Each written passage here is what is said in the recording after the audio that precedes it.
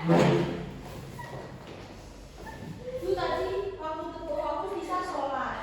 Iya Bu, sholat bagaimana Bu? Iya, itu fokus udah harus gini ya anak-anak. Jadi itu fokus artinya tuh kalian udah siap menerima materi hari ini seperti itu. Ya, kira fokus gini. Kalau itu boleh gini. Tapi kalau sendiri kan nggak harus gini. Nanti Kalau berdiri itu Kayaknya bagaimana ya Bu? itu siapa ya?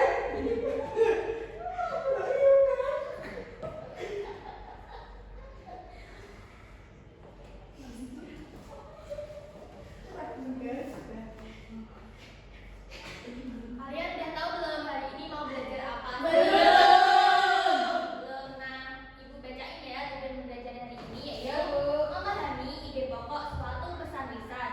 Yang kedua, memahami ide pokok dan ide pendukung pada teks informatif. Yang ketiga, berbicara menggunakan volume dan intonasi yang tepat sesuai konteks. Yang terakhir yaitu menulis teks wawancara dan melakukan wawancara. Yang pertama, ide pokok dan ide pendukung. Coba dibaca Maisha. Lemas Bu. Maisha, kalau bisa gitu, itu nggak boleh gitu, nggak baik. Iya, tadi sudah tetap fokus, biar semangat Iya, belajarnya. itu namanya nggak anak baik. Aku baik kok. Nakal deh. Nakal ya. Tadi aku cuma Dia suka mencuri. Dia suka mencuri. Dia bener. Gak boleh gitu ya anak-anak. Kita fokus belajar dulu ya. Oke, silakan dibaca Maisha. Ide pokok dan ide pendukung. Sebuah teks terdiri dari beberapa paragraf. Setiap paragraf terdiri dari beberapa kalimat yang mengandung Bu, gak dengerin Bu. Ayo, gak boleh pas belajar Iya Bu, sendiri. tadi aku yang ngajar. Aku lagi baca, dibaca. Ya, gak boleh gitu ya. Ya Bu, ini aku dimusuhin Bu. Katanya Fatih betul. Gak boleh gitu, semua teman ya. Kita nggak temennya Maisa semua, kita nggak temennya Maisa ya. Jahat loh Bu. Ya udah Bu, oh nggak boleh gitu, nggak boleh gitu Pak. Yuk lanjut yuk. Oke, setiap paragraf terdiri dari beberapa kalimat yang mengandung gagasan pokok dan gagasan pendukung. Gagasan pokok adalah ide utama yang dibahas, sedangkan gagasan pendukung adalah ide-ide tambahan yang menjelaskan dan mendukung gagasan pokok dalam sebuah paragraf. Oke, jadi udah tahu kan ide pokok dan ide pendukung itu bedanya apa? Udah tahu belum? Belum. Kan tadi udah dibacain Maisha, kalian gak mendengarkan ya? Oh iya Pak, Pak tadi mendengarkan Pak. Gak paham intinya. Intinya apa Bu? Nanti ya, kita tes diri dulu. Jadi, ciri-ciri yang pertama, ciri-ciri gagasan pokok. Yang pertama yaitu berupa kalimat umum dan biasanya hanya ada satu dalam setiap paragraf. Yang kedua, gagasan pokok dapat berdiri sendiri meskipun kalimat lain dihilangkan.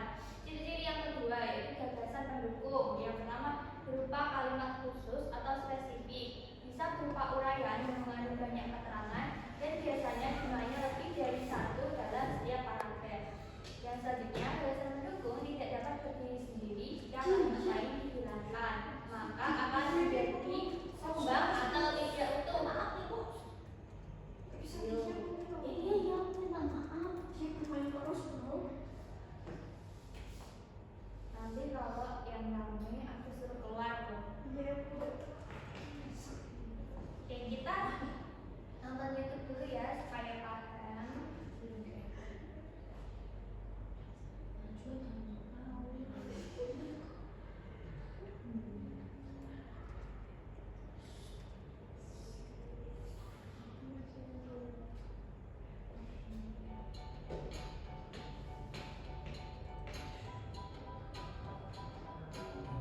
Gagasan pokok dan gagasan pendukung.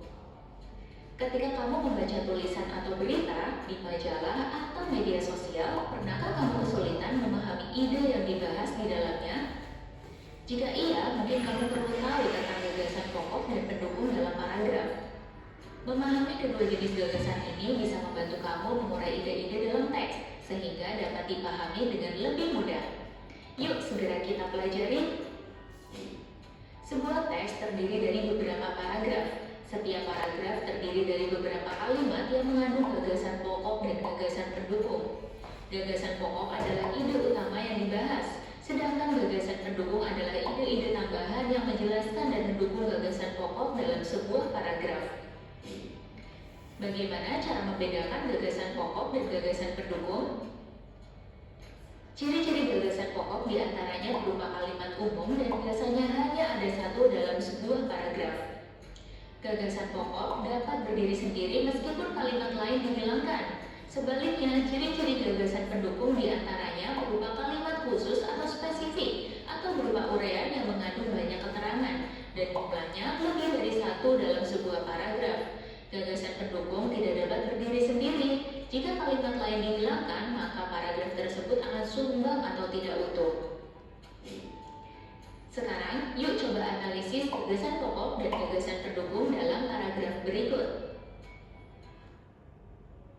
Ayo, tadi kan udah dijelasin di video ada ciri-cirinya gagasan pokok dan juga gagasan pendukung. Nah, anak-anak sekarang coba analisis dari bacaan teks di sini. Anak-anak bisa nggak membedakan yang mana gagasan pokok dan yang mana yang termasuk gagasan pendukung? Bisa. Ayo, gagasan pokok yang mana? Yang sangat tari saman sangat indah. Kalau yang gagasan pendukung yang mana? Busana tari sampai selesai. Oke, kita coba cek ya. Gagasan pokok paragraf tersebut terdapat pada kalimat pertama atau awal paragraf, yaitu busana tari saman sangat indah. Kalimat tersebut adalah kalimat umum karena tidak menjelaskan secara detail seperti apa bentuk busananya. Sedangkan gagasan pendukung dari paragraf tersebut terdapat pada kalimat kedua, ketiga, sampai akhir paragraf. Gagasan pendukung inilah yang menjelaskan detail keindahan dari busana tari saman. Di antaranya, Jadi tadi betul ya jawabannya, gagasan pokok ada di kalimat pertama yaitu busana tari saman sangat indah. Kemudian gagasan pendukung ada di kalimat seterusnya sampai dengan terakhir. busana tari saman terbagi atas 3 bagian. Pada bagian kepala dipakai bulang teleng dan sunting kepies.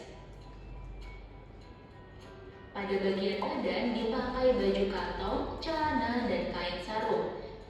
Sementara pada bagian tangan dipakai topeng gelang dan sapu tangan. Apakah gagasan pokok selalu berada di awal paragraf?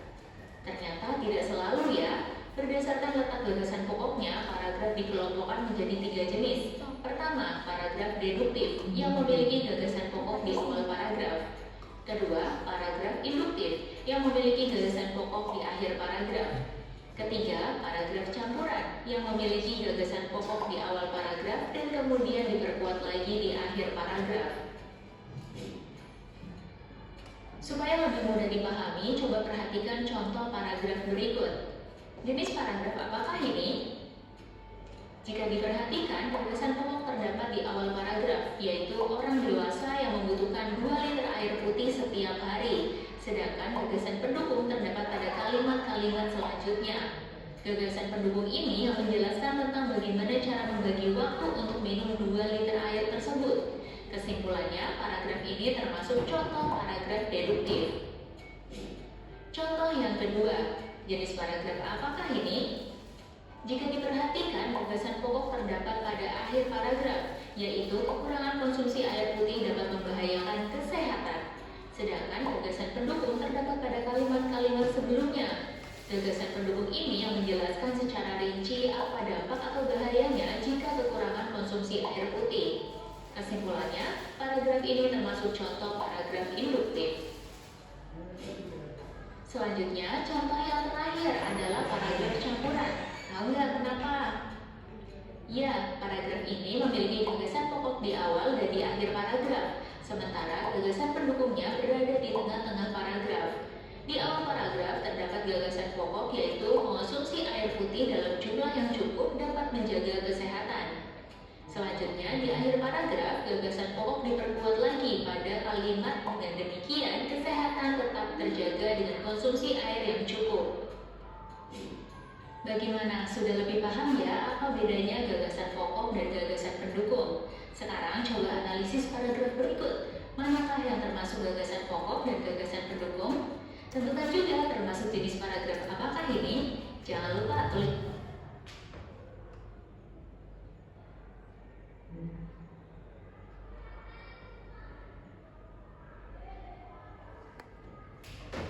Nah, jadi ini nanti ibu bagikan LKPD terkait ide pokok dan juga ide pendukung. Nanti anak-anak bisa mengerjakan LKPD dengan cepat ya.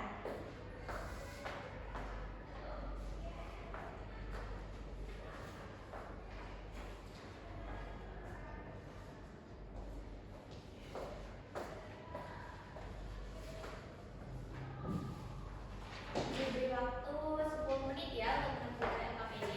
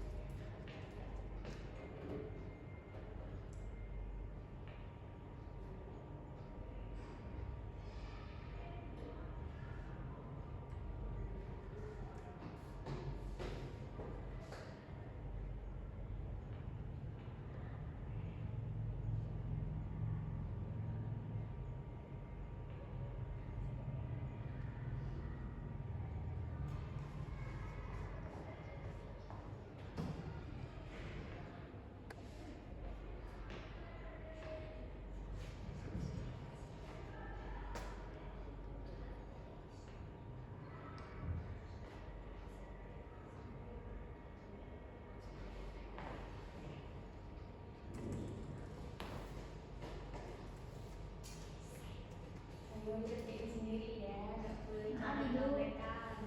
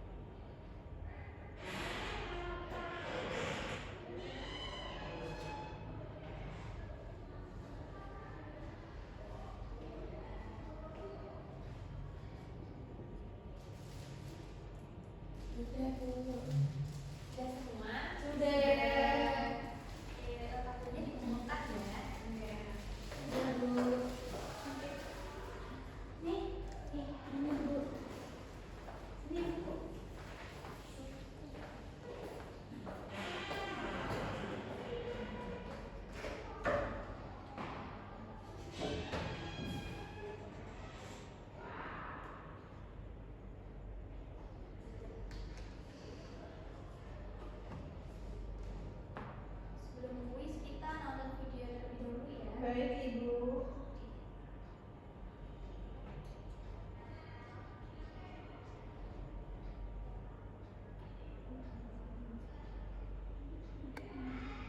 Mulai halaman 75 sampai dengan 81. Sebelum kita mulai, tujuan pembelajaran. Setelah mempelajari bab 4 ini, diharapkan kalian dapat mengidentifikasi ide pokok dan ide pendukung pada suatu paragraf atau teks, berpartisipasi aktif dalam diskusi, melakukan wawancara dan menuliskan laporannya, dan menggunakan adik simbol untuk menyusun tulisan.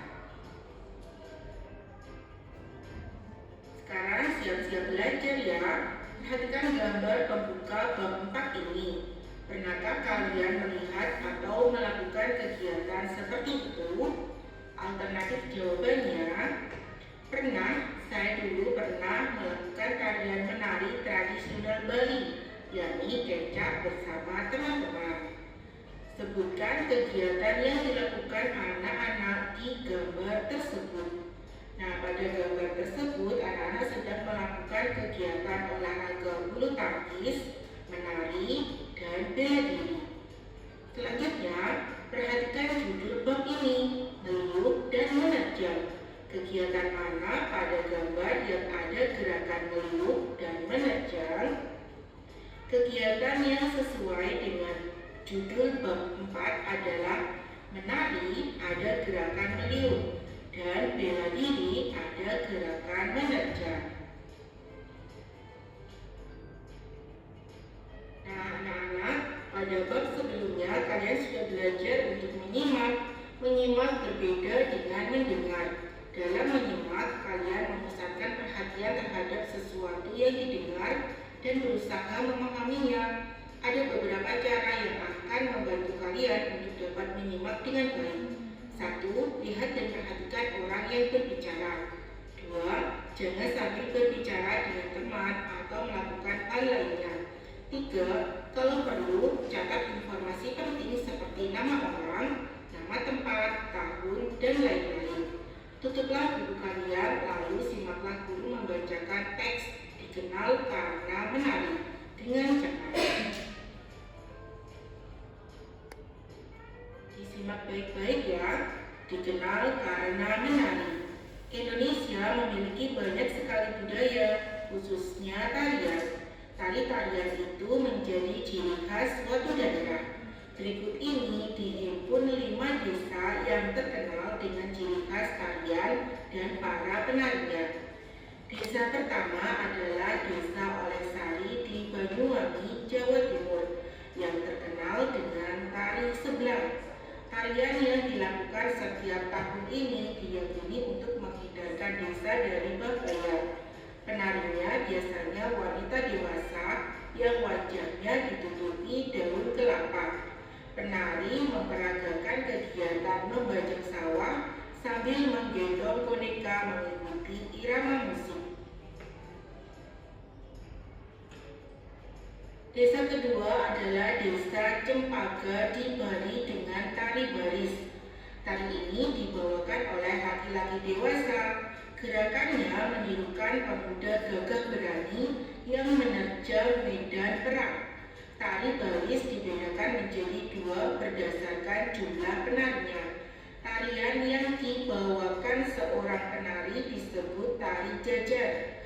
Sementara tarian yang dilakukan berkelompok disebut tari dadap.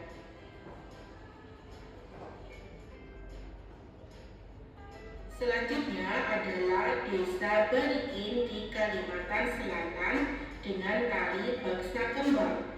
Tarian ini dibawakan oleh penari perempuan yang jumlahnya ganjil, misalnya 1, 3, atau 5 penari. Gerakannya meniup-niup menggambarkan seorang putri yang sedang bermain di taman bunga. Tari baksa kembang sering dipentaskan di acara besar. Desa keempat adalah Desa Situraja di Jawa Barat yang terkenal dengan tari umbul. Para penarinya adalah perempuan berkebaya, berselendang, dan memakai kacamata hitam. Gerakannya gemulai, menggoyangkan badan, dan sedikit menirukan gerakan pencak silat. Tari ini mengandung pesan bahwa perempuan juga bisa menjaga diri dengan ilmu bela diri. Desa terakhir adalah Desa Kikieng di Aceh dengan tari Seudati. Fungsi tarian ini bukan hanya sebagai pertunjukan hiburan untuk rakyat, melainkan juga sebagai sarana dakwah untuk mengembangkan ajaran agama Islam. Tari Seudati dibawakan oleh 8 pemuda. Gerakan yang dibawakan menggambarkan seorang syekh bersama para pembantunya. Sekarang jawablah pertanyaan-pertanyaan di bawah ini dan tuliskan di buku kalian. 1. Sebutkan nama-nama desa yang diceritakan di atas dan nama tarian masing-masing. Ayo anak-anak, setelah menyimak video tersebut, kali ini kalian harus jawab pertanyaan ya. Yang pertama, sebutkan nama-nama desa yang diceritakan di atas dan nama tarian masing-masing desa. Ayo, Banyuwangi ada tayo sebelah. Iya betul pelatihan. Terus tadi ada apa lagi? Di Jawa Barat. Jawa Barat Bandung. Jawa Barat. Ya, terus tadi yang di mana di Aceh? Oh, Ya kan? Saman. Saman. Ya, Saudati ya. Oh, Saudati. Salah sudah. Maaf Ibu. Jawabannya adalah ada 5 desa yang diceritakan pada cerita di atas, antara lain Desa Olesari di Banyuwangi, Jawa Timur dengan nama tariannya adalah tari seblak. Desa Cempaka di Bali, nama tariannya adalah tari baris. Desa Barikin di Kalimantan Selatan, nama tariannya adalah tari bangsa kembang. Kemudian ada di Desa Situraja di Jawa Barat dengan nama tariannya adalah tari ukur. Dan desa yang terakhir adalah Desa Kikieng di Aceh dengan nama tarian tari Seudati. Nomor 2, berapakah jumlah penari pada tari Seudati? Ayo, tadi ada berapa jumlah penari? Ada yang tahu nggak? Bentar ya Ibu. Tadi berapa ya? Berapa ya? Kok 8? 6. 8. Ayo, yang betul yang mana? 8 apa 6? 8. Coba kita cek ya. Jawabannya ada 8 penari atau 8 pemuda. Nomor 3, tari apakah yang menggambarkan seorang putri di taman bunga? Tari bangsa kembang. Wah, pintar sekali. Kita cek ya, apakah betul jawabannya? Tariannya adalah tari baksa kembang dari Desa Barikin di Apakah nama tari yang gerakannya seperti ada gerakan silat? Oke, yang keempat. Tari pencak. Iya, tari pencak dari Minangkabau. Kita coba cek ya. Ayo. Jawabannya adalah tari unggul. Wah, Nomor 5, ada tarian yang dilakukan untuk tujuan tertentu. Sebutkan nama dan tujuannya. Tari Sebelah dan Banyuwangi.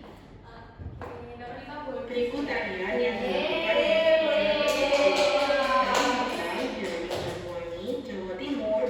Tujuannya untuk menghindari desa dari mara bahaya. Kemudian ada tari Seudati dari Desa Kikieng di Aceh, berfungsi sebagai sarana dakwah dalam penyebaran agama Islam.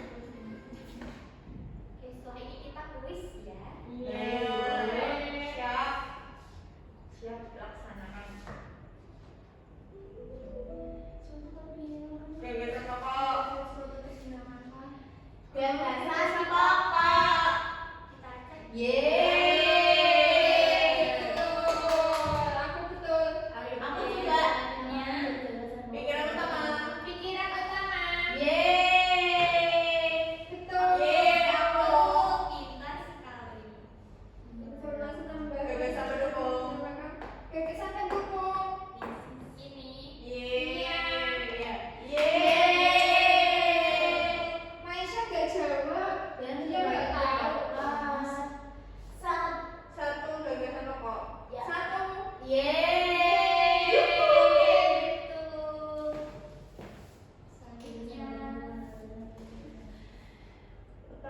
Penjelas. Yeay. Gagasan tambahan yang menjelaskan di bawah. Ide pendukung. Iya, dukung aku. Yeay. Betul sekali. Sangat pintar ya, anak.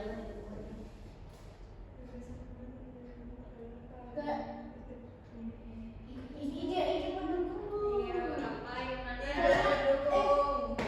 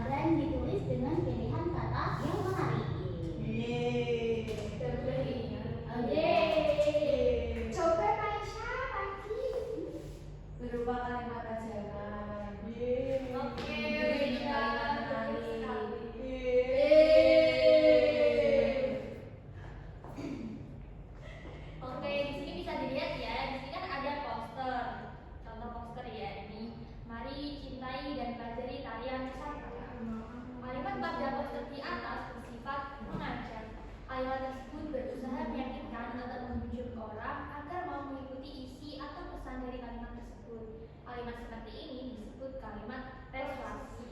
Jadi udah tahu kan kalimat persuasif itu seperti apa? Sudah, Ibu. Ya, tadi seperti apa Fatia? Kalimat persuasif? Kalimat ajakan. Ya, betul sekali. Biasanya kalimat persuasif terdapat di mana saja? Najwa? Poster, Iya, terus apa lagi? banner, Iya, betul, di iklan juga ya biasanya. Selanjutnya, wawancara, coba dibaca Cide. wawancara adalah kegiatan tanya jawab antara dua orang atau lebih dengan tujuan mencari informasi tertentu. Pewawancara adalah orang yang mewawancarai mengajukan pertanyaan. Narasumber adalah orang yang diwawancarai menjawab pertanyaan. Untuk dapat mewawancarai dengan baik, kalian harus berlatih berikut ini hal-hal yang harus kalian perhatikan. Yang pertama, langkah-langkah persiapan. Buat janji temu dengan narasumber. Yang kedua, siapkan daftar pertanyaan. Yang ketiga, siapkan alat tulis untuk mencatat atau alat perekam. Dan terakhir, siapkan kamera jika ada. Yang nomor 2, informasi yang perlu dicatat.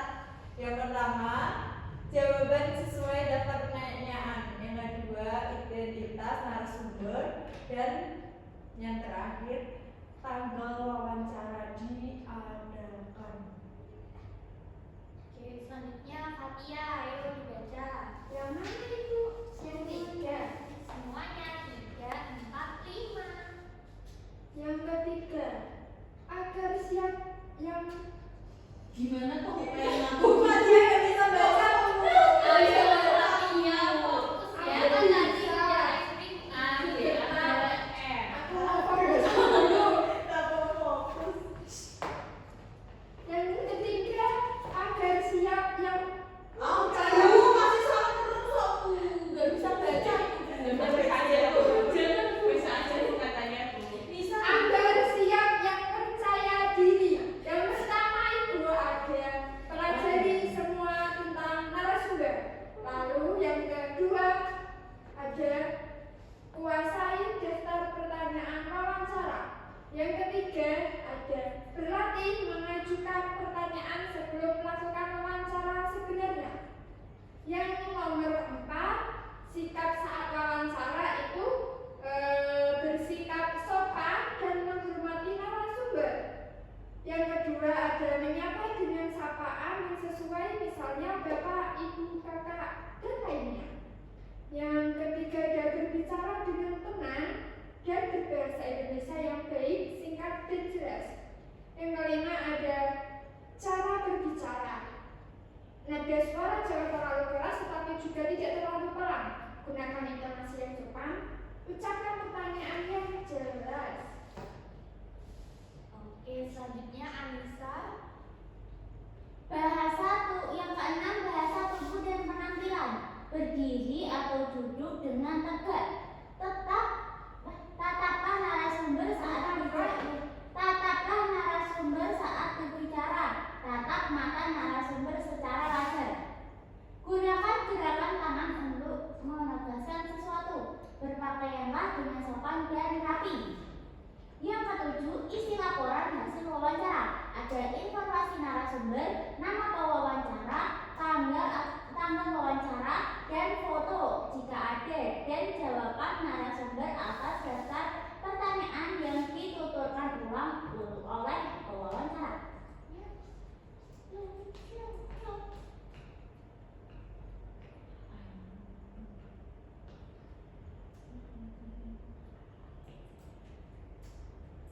Oke, bisa disimak ya videonya anak-anak. Halo Teman Gece, apakah kamu pernah melihat artis atau idolamu diwawancara di televisi? Apa itu wawancara? Wawancara adalah kegiatan tanya jawab dengan seseorang atau sekelompok orang untuk mendapatkan informasi atau pendapat tertentu. Orang yang dimintai informasi dalam wawancara disebut dengan narasumber atau informan.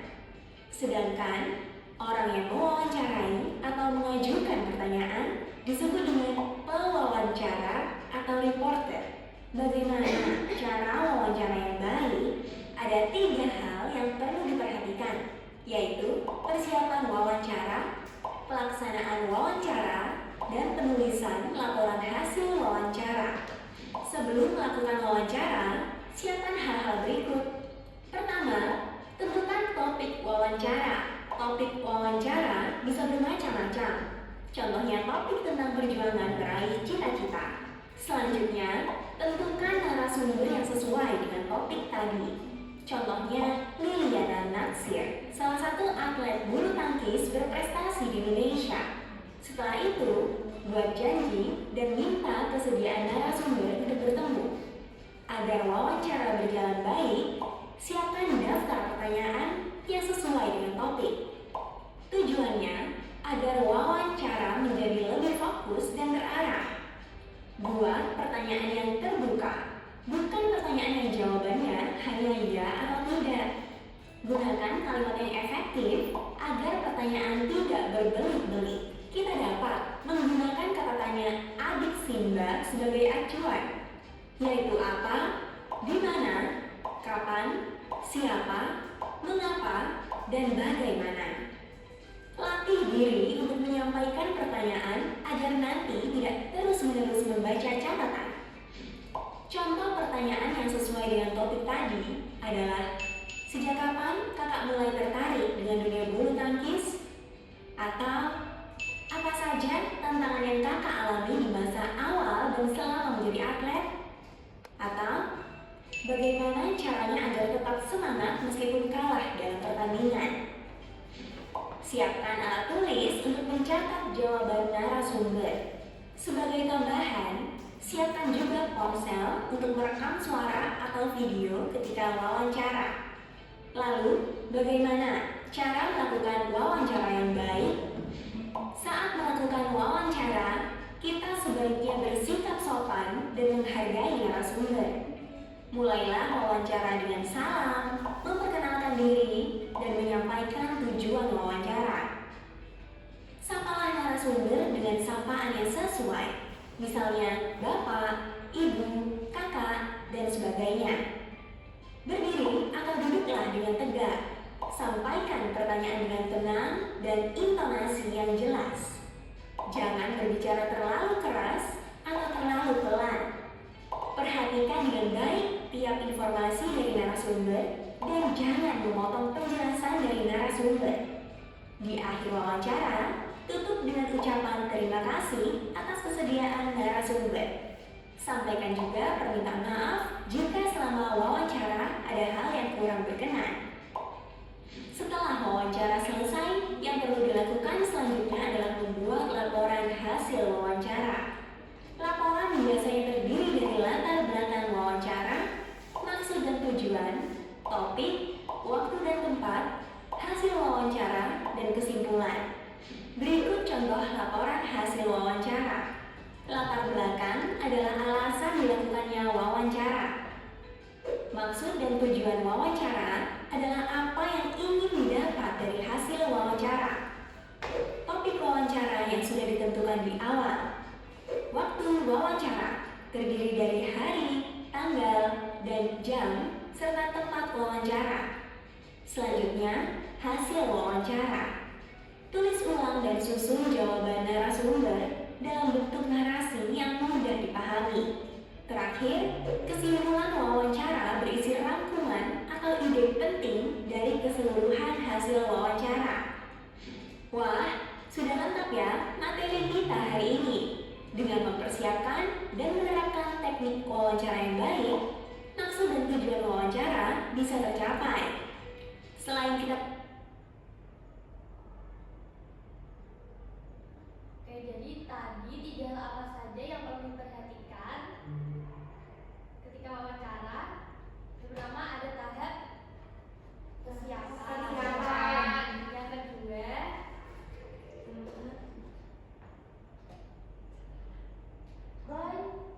Pelaksanaan.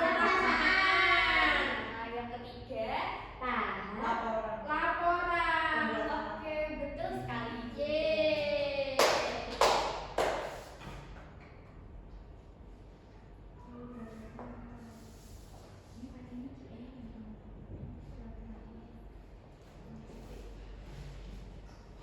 sendiri yang mendapatkan informasi baru, orang lain juga bisa mendapatkan hal.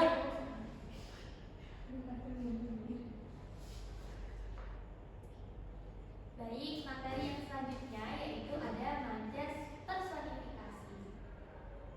Majas personifikasi adalah gaya bahasa yang menunjukkan sifat-sifat manusia seperti tindakan, perasaan, atau karakteristik lainnya kepada benda mati, hewan, atau konsep abstrak.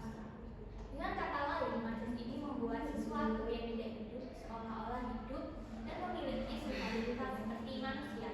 Menurut KBBI, majas personifikasi adalah pengumpamaan atau pelambangan benda mati sebagai orang atau manusia.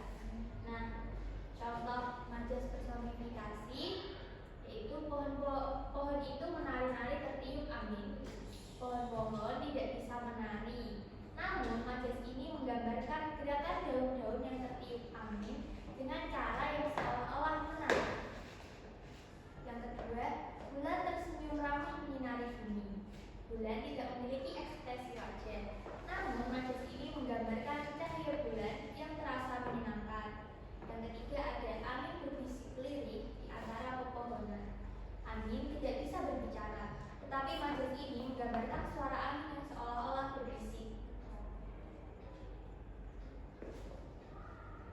Oke, selanjutnya kita membaca itu ya, bacaan satu dulu yang ada di buku, kemudian mengerjakan latihan. Baik Ibu. Banyak sekali. Terima kasih. Jadi,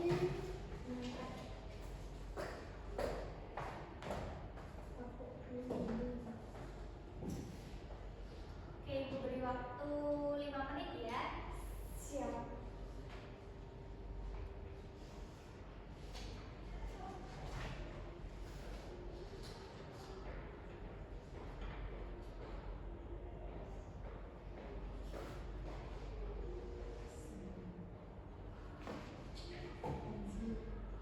Kok muncul-muncul ya?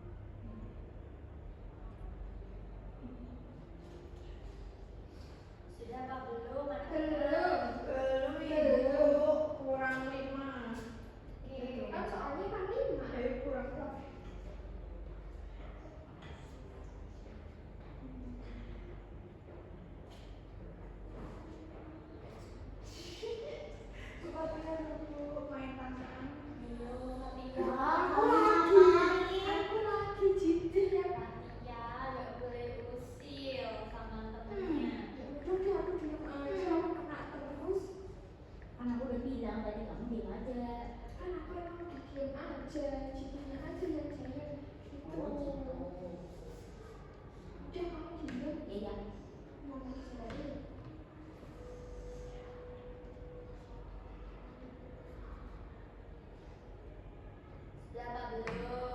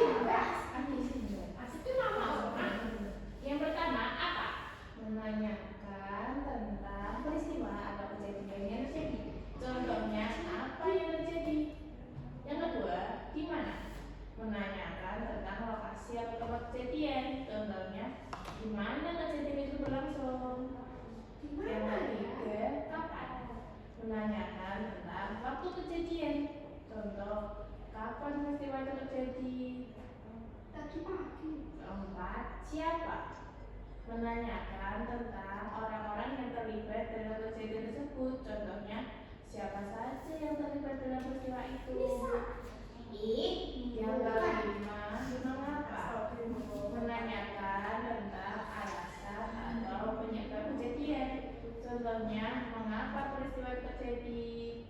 Yang terakhir, bagaimana? Menanyakan tentang proses atau cara kejadian itu berlangsung. Contohnya, bagaimana peristiwa itu terjadi? Ya. Ya. Yuk, anak sama-sama lagi Bu. Kita lihat video YouTube dulu ya.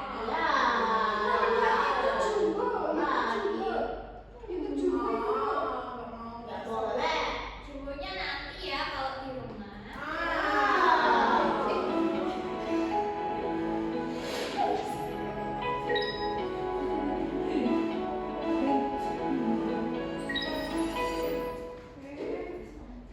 Halo adik-adikku yang hebat, bersama Kak Tasya di sini. Bagaimana kabar kalian hari ini? Masih semangat belajar bukan? Di video ini, kalian akan menyimak cerita Winda dan Mira. Apa yang sedang mereka lakukan ya? Yuk kita simak bersama-sama. Pada waktu istirahat, Mira sedang membaca buku. Namun, raut mukanya tampak kebingungan. Melihat itu, Winda menanyai Mira. "Kamu kenapa, Mira?" "Aku bingung, Winda. Aku ingin mencari informasi dari teks menggunakan kata tanya. Namun, aku sering lupa macam-macam kata tanya itu." "Aku bisa membantumu, Mira. Gunakan saja teks Mira." "Apa itu adik Simba, Winda?" Adik Simba itu singkatan dari gabungan macam-macam kata tanya Mira. A itu singkatan dari apa yang berfungsi menanyakan barang atau sesuatu. D itu singkatan dari di mana yang berfungsi menanyakan tempat. K itu singkatan dari kapan yang berfungsi menanyakan waktu. C itu singkatan dari siapa yang berfungsi menanyakan orang. M itu singkatan dari mengapa yang berfungsi menanyakan sebab. B itu singkatan dari bagaimana yang berfungsi menanyakan cara atau keadaan. Dengan mengingat adik Simba ini, kamu lebih mudah mengingat jenis-jenis kata tanya Mira. Sehingga mencari informasi dari teks akan lebih mudah dilakukan. Adik Simba ya? Mudah sekali mengingatnya. Terima kasih saranmu, Wina.